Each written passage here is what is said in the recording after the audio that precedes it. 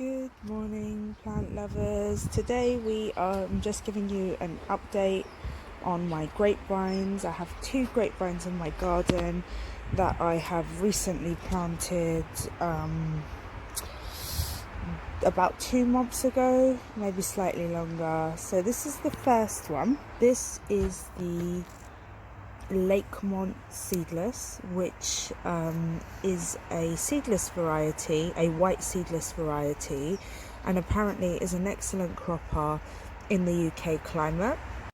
So my Lakemont vine had 2 main stems which are really strong, so I decided to keep them as 2 main stems, and I've trailed them across the trellis, as you can see, and they are growing nicely and doing really well. Another thing I forgot to mention, and I think I mention this every time I talk about grapes, but it's so exciting for me, is that I'm originally from Iraq, and one of our national dishes is a stuffed vine leaves called dolma.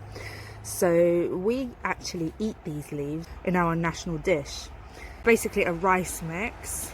We prepare a rice mix, and some make it vegetarian, some do it with meat, and then we roll them up into like kind of a cigar style. I'll insert a picture so you can see.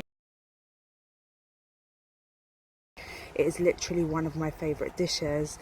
So as well as getting grapes from these next year, hopefully, can also use the leaves for dolma, which is amazing, double whammy. And I'm not sure if I've mentioned this, but the trellis is homemade from scrap wood. And while we're here, we might as well quickly check on the my first raised bed. So the kale is doing well, apart from this one that got eaten by a caterpillar that I found. And the carrots look fluffy and look like they are doing okay. So obviously I have a small garden, I'm based in London, and space is at a premium, so I've tried to think about where I could use space more effectively, and I had this big empty area here, so I decided to put a raised bed in it. The soil here is there's a lot of like small stones and stuff in it, so you know, it took me ages to try to filter out the bed underneath here from all the rock. So that's grapevine number 1, Lakemont Seedless, and you can see really lovely growth there, and it's doing well.